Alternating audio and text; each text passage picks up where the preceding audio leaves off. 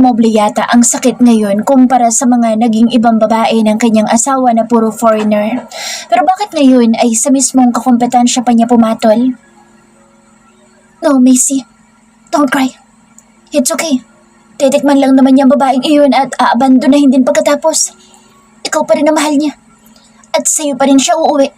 Dahil ikaw pa rin naman ang asawa niya. Mahina niyang pagkausap sa sarili habang pilit na pinipigilan ang paglabas ng kanyang luha. Ngunit kahit anong pigil niya ay naiiyak pa rin siya sa labis na selos at galit. Nanggigigil pa rin siya. Nanginginig. Parang gusto niyang magwala at sabunutan ng lahat ng mga babae ng kanyang asawa. Pero bakit? Bakit pumatol ang kanyang asawa sa kakilala niya at kalaban pa sa industriya ng pagiging modelo?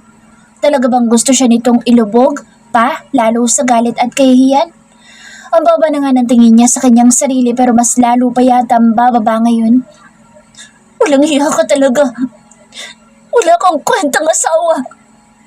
Puno ng diin niyang wika habang sunod-sunod lang ang pagtulo ng luha at nakaupo lang sa toilet bowl. Na makalis na ang dalawang staff ay saka lang siya lumabas ng cubicle at sinuot na lang muli ang kanyang sunglasses kahit paggabi na.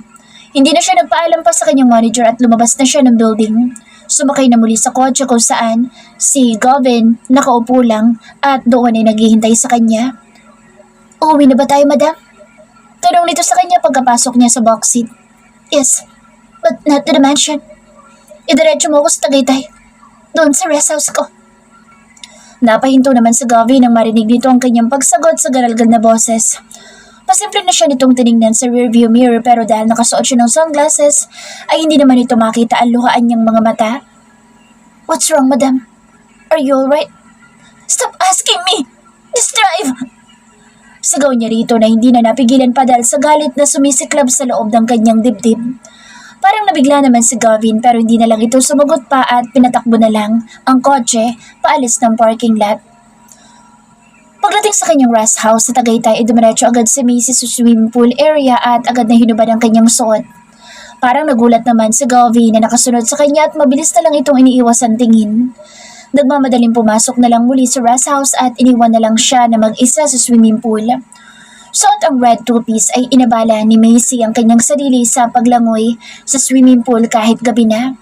Pabalik-balik siya ng langoy pero kahit ano pang gawin niya ay parang ginugulo pa rin siya ng mga nalaman niya kanina. Sumisiklab pa rin ang dibdib niya sa galit. Naghihinagpis pa rin para sa taksil niyang asawa na hindi nagsasawang mambabae kahit may asawa na. Oras na lumipas ay nanatili pa rin siya sa tubig hanggang sa hindi na nakatiis si Gavin at muli itong bumalik.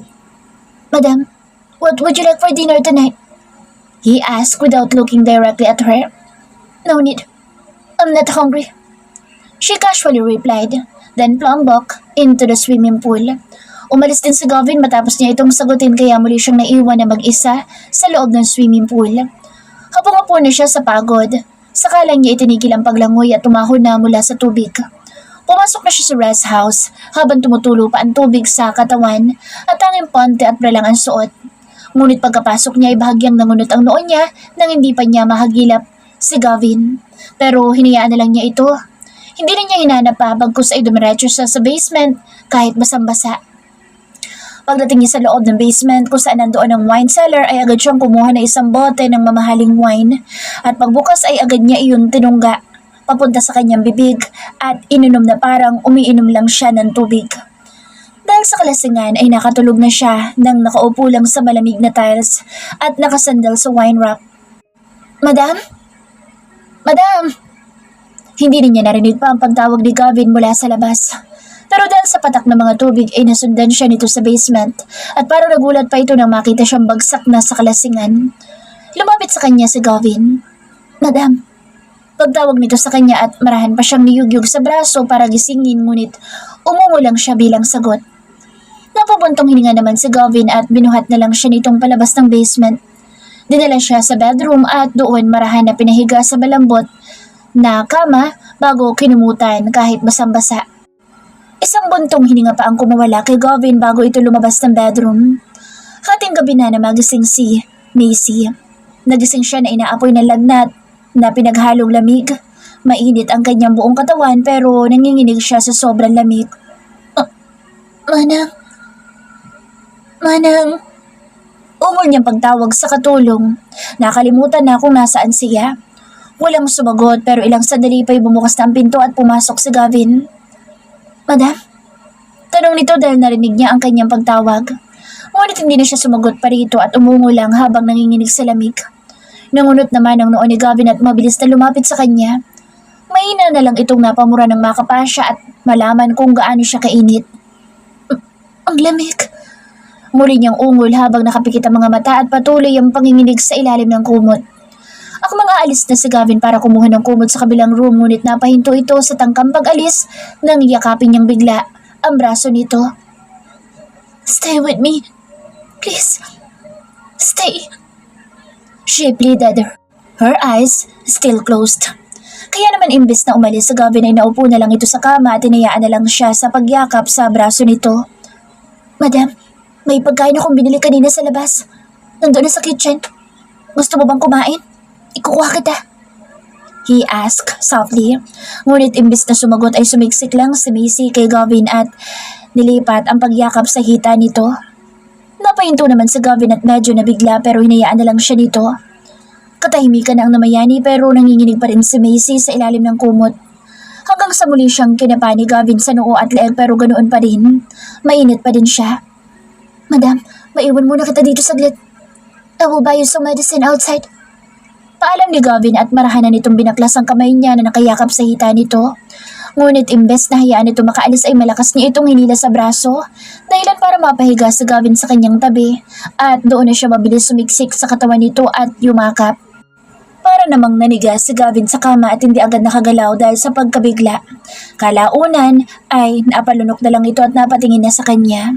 Ngunit nanatili lang na nakapikit ang mga mata ni Macy dahil sa sama ng pakiramdam. Madam? Muling pagtawag ni Gavin na halos hindi na lumabas sa bibig ang boses dahil sa sobrang hina. Mas lalo pang sumiksik si Macy habang nakayapos pati mga paa sa mga hita ni Gavin at nakaunan sa matigas na bisig. Ang suot niyang bra at panty ay tuluyan ng natuyo sa katawan niya dahil sa init ng kanyang balat. Ilang minuto pa ang lumipas na natiling hindi gumagalaw si Gavin sa kinaihigaan at halos kapusinan ng hangin dahil sa pagpipigil sa sariling paghinga. Napakapit na lang isang kamay nito sa bedsheet at hindi na nakaalis pa sa kama. Hanggang sa ipinikit na lang nito ang mga mata at tiniis ang sitwasyon. Kinaumagahan ay nagising si Macy na mag-isa na lang siyang nakahiga sa kama. Pero nawala na ang kanyang lagnat. Konting pagsakit na lang ng ulo. Sandali pa siyang napasandal sa headboard ng kanyang kama at napapikit saglit para ipahinga muna ang sarili. Ngunit nang may mapagtanto siya, agad din siyang napamulat at napatingin sa kanyang tabi.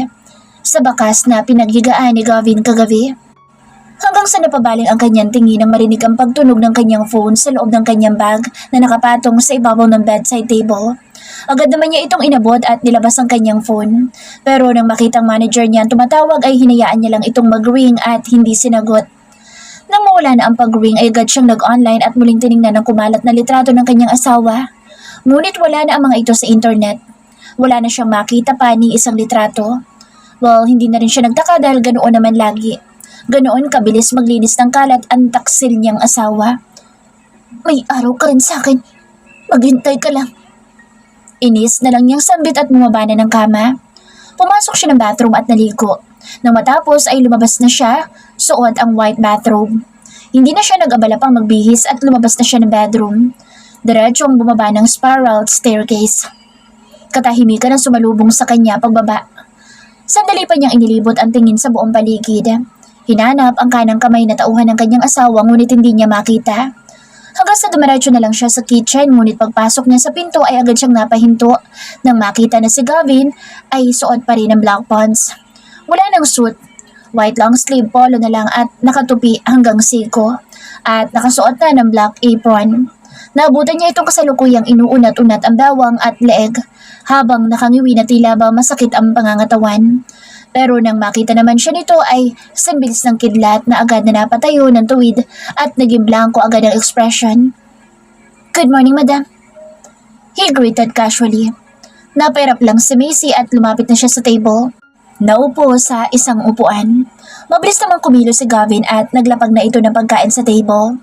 Nangunot na ang noo ni Macy na makita kung anong klaseng pagkain ang inilapag nito sa harap niya. Lugaw? Ano akala mo sa akin? May sakit para ipaganda mo ng ganitong agahan?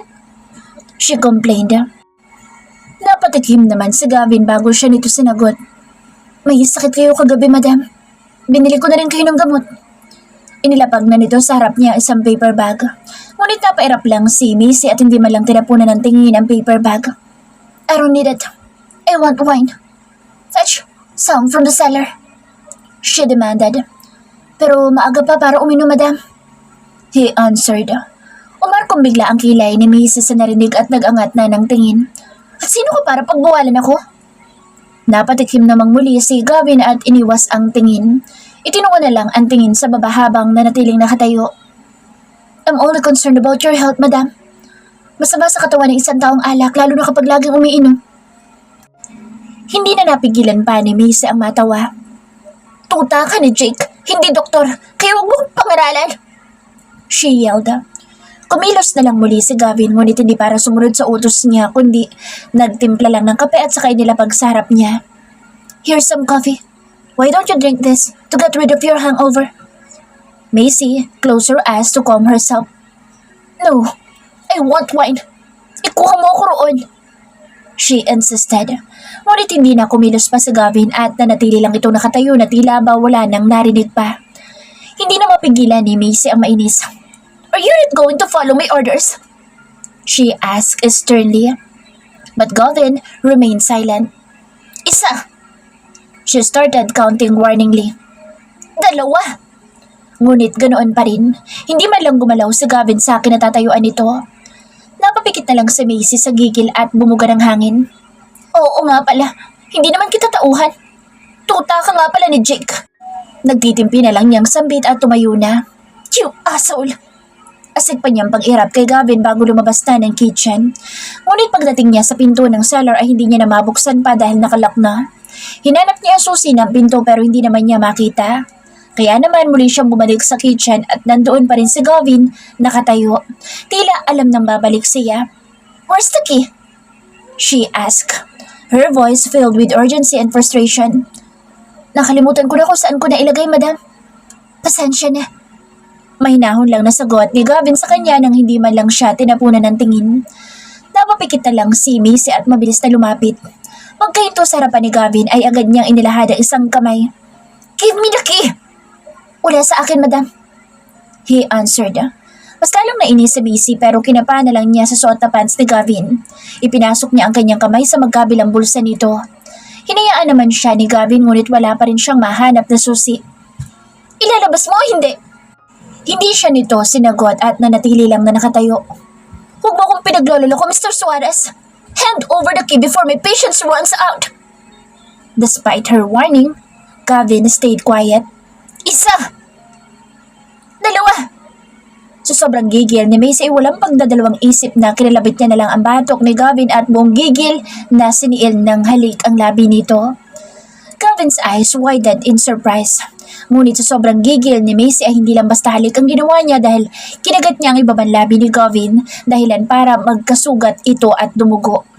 Parang nahapo naman si Macy nang bumitaw na at muling nilahad ang kanyang kamay. Give me the key now! Wala sa akin. He stammered. Sa inis na Macy ay isang malakas na sampal na lang ang pinalipad niya papunta sa pisngi ni Gavin at inis na itong iniwan ng tulala sa loob ng kitchen. Inabala na lang muna ni Macy ang kanyang sarili sa pagbabasa ng libro habang nakahiga sa sun lounger na nasa tabi ng swimming pool. Nasa Tagaytay pa rin siya sa kanyang rest house. Ang rest house na palagi niyang karamay sa lahat kapag malungkot siya at may problema. Wala naman siya mga naka-appointment na trabaho ngayon kaya naman gusto niya mag-relax muna para mawala ang stress niya sa bagong babae ng kanyang asawa. Pinatay na rin muna niya ang kanyang phone at nagpadala lang ng isang text message sa kanyang manager. Sinabing may sakit siya kaya huwag muna siya nitong tatawagan tungkol sa trabaho. Mag-isa lang siya ngayon sa kanyang rest house dahil nagpaalam si Gavin na aalis muna ito saglit. Hindi na siya nagtanong pa kung saan ito pupunta. Siguro kukuha ito ng mga gamit para sa sarili dahil nang itaboy niya ito para bumalik na ng mansyon ay ayaw naman siya nitong iwan na mag-isa. Kabilin-bilinan daw ng boss nito na huwag siyang pababayaan. Matutuwa sana siya kung narinig niya iyon sa ibang sitwasyon dahil inaalala pa rin siya ng kanyang asawa. Pero ngayon, naasar na lang siya. Kunwari nag-aalala sa kanya ang gago pero kunwari lang naman. Pero hindi niya mapigilan ang mapahaplo sa kanyang labi nang maalala ang paghalik niya kay Gavin kanina. Dahil sa totoo lang ay medyo nabigla din siya sa ginawa niyang iyon.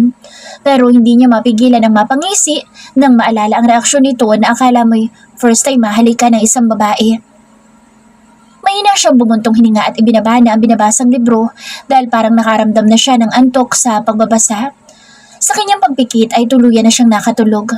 Nagising lang siya nang may malakas na tumikim sa tabi niya. Madam, I have already ordered your lunch. Nakahanda na sa dining room. Pwede ko na kumain doon.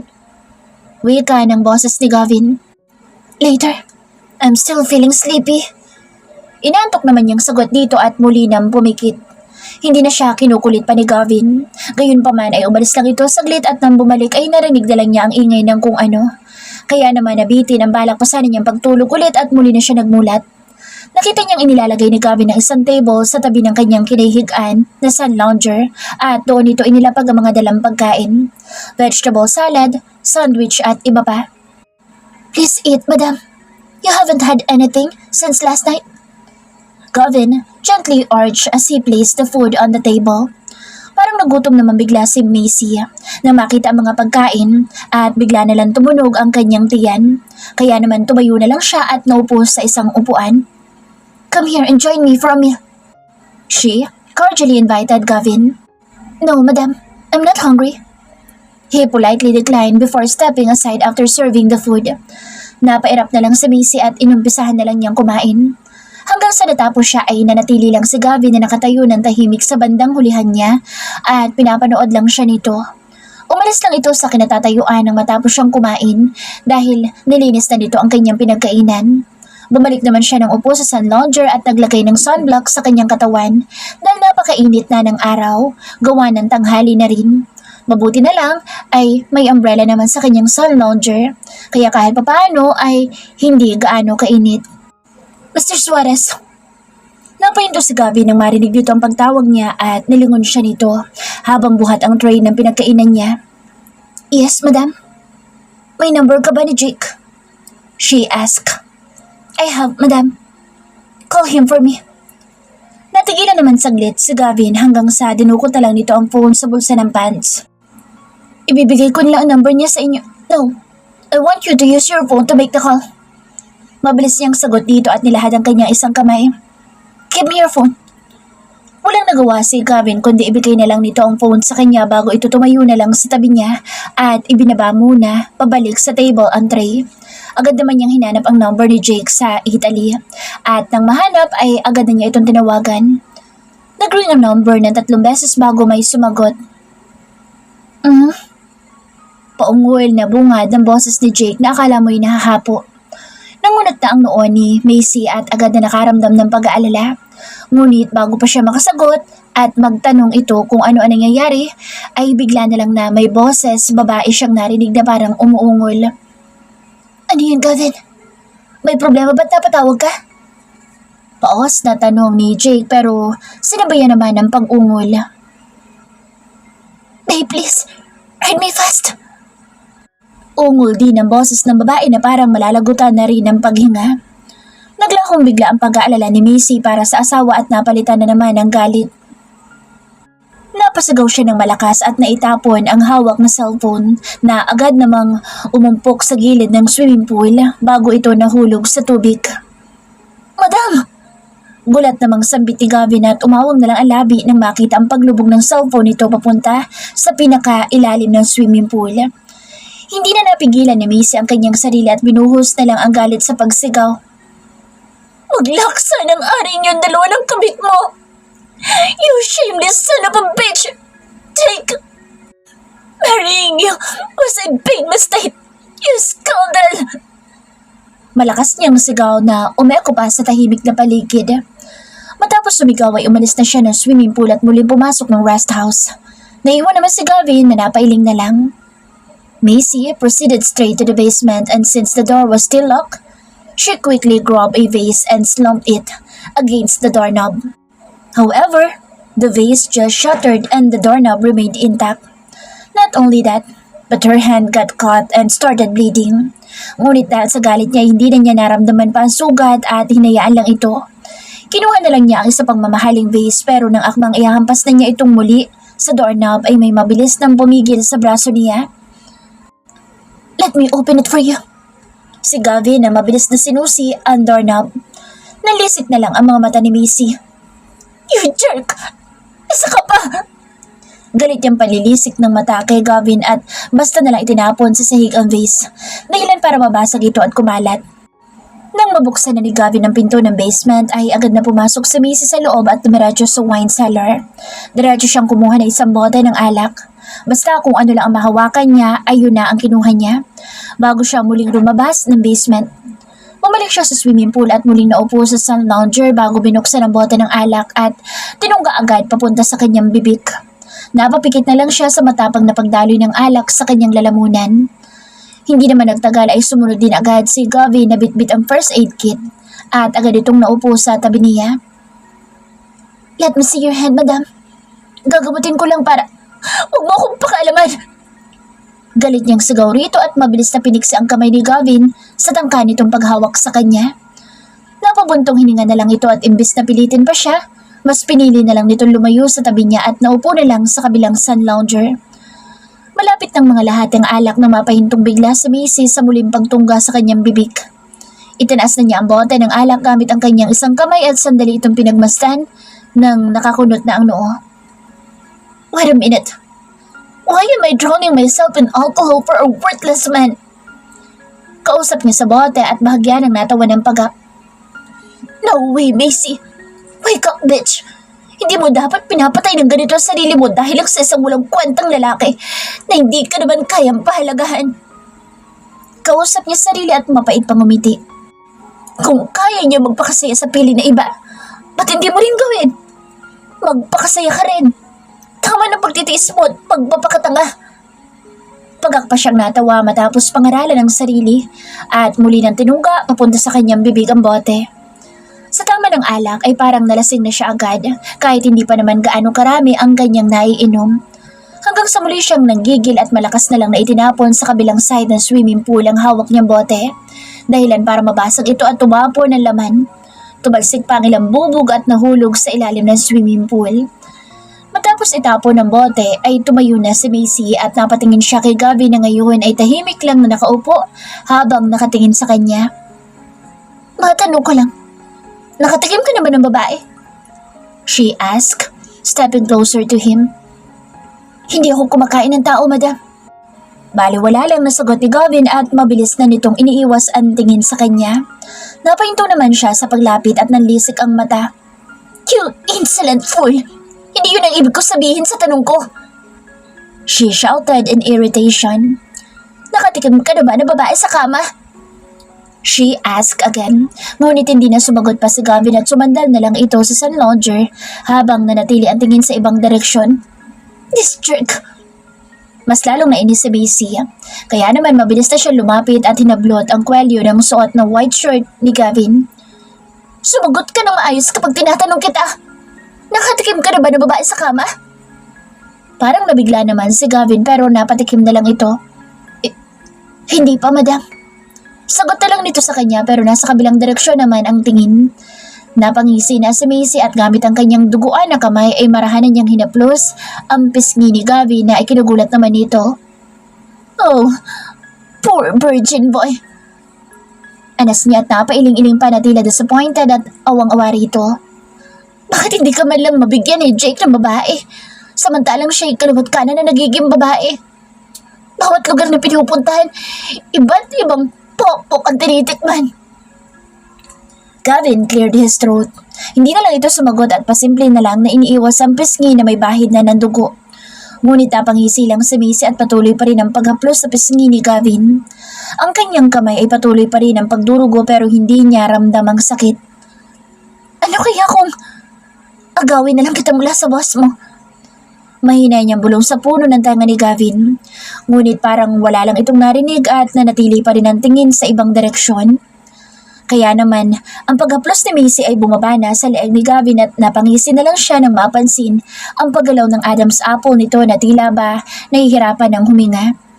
Inilapit pa ni Macy ang kanyang mukha sa puno ng danga ni Gavin.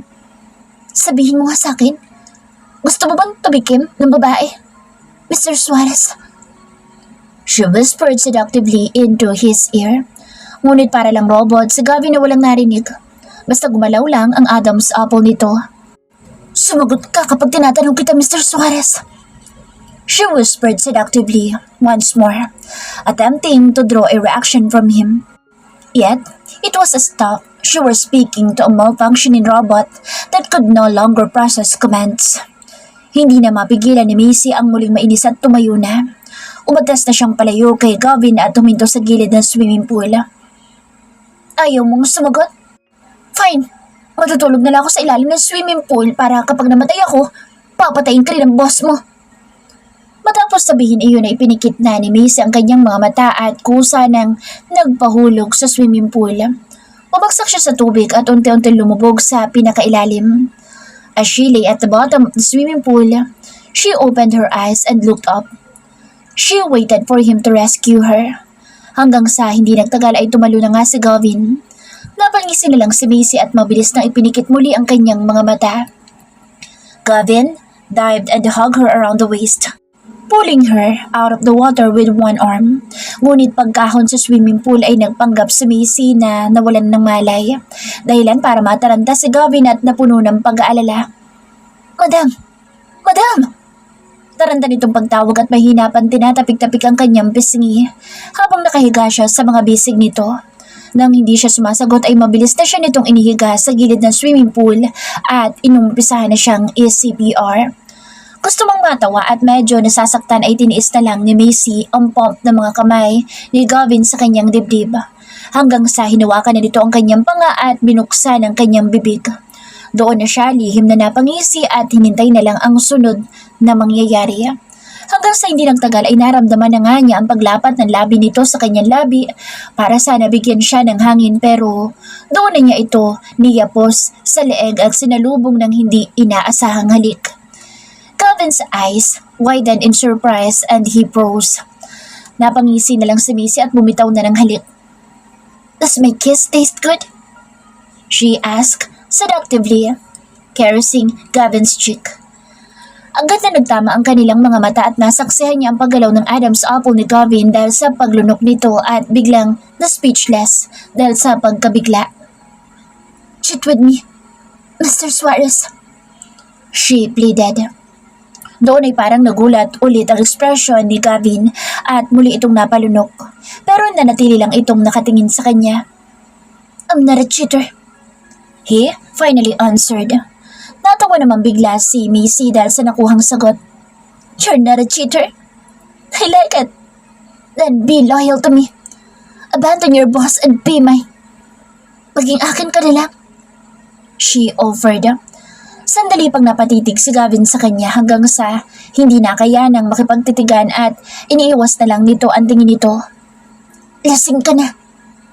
Sagot lang nito sa kanya at inalalayan na lang siyang bumangon. Pero mabilis naman niyang niyapo sa mga braso sa leeg nito dahilan para madala siya ni Gavin sa pagtayo. Lasing ka na, madam. Ulit pa nito. She smiled mischievously. Yeah, I know. Lasing na nga ako. Sang-ayon naman niya sa mapang-akit na boses at inilapit pa ang mukha kay Gavin. Pero matino pa rin naman ang isip ko. Dahil malinaw ko pa rin nakikita. She paused. Pinasadahanan niya ng tingin ang bawat anggulo ng mukha ni Gavin. Kung gaano ka kagwapo. Anas niyang dugtong at muli na itong hinaplos sa pisngi nito gamit ang duguan niyang kamay. I love your hazel eyes, Mr. Suarez. They're so beautiful. I just realized that you are even more attractive than my unfaithful husband. Iniiwas na ni Gavin ang tingin nito at mahinapan tumikim bago siya nito tinangka ng ibaba mula sa pagkakabuhat sa mga bisig nito. Pero mabilis naman niyang ipinurupot ang kanyang mga paa sa bewang nito para hindi siya makababa. Kiss me, she boldly commanded. Gavin stopped and looked at her again, swallowing before responding in a husky voice. Baka magsisi ka lang kapag pinatulan kita. Bigla na lang napabungis-ngis si Macy. Why would I regret? Wala ka namang sabit. Kaya bakit ako magsisisi? She then softly touches Jake again. Mas nagsisisi ako na pinakasalan ko ang boss mong babaero. That beastly womanizer. I really hate him now. He destroyed my trust and love for him. Napatitig na sa kanya si Gavin ngunit hindi nagtagal ay agad din nitong iniiwas. Hanggang sa hindi na lang nagsalita pa at binuhat na lang siyang papasok ng bahay.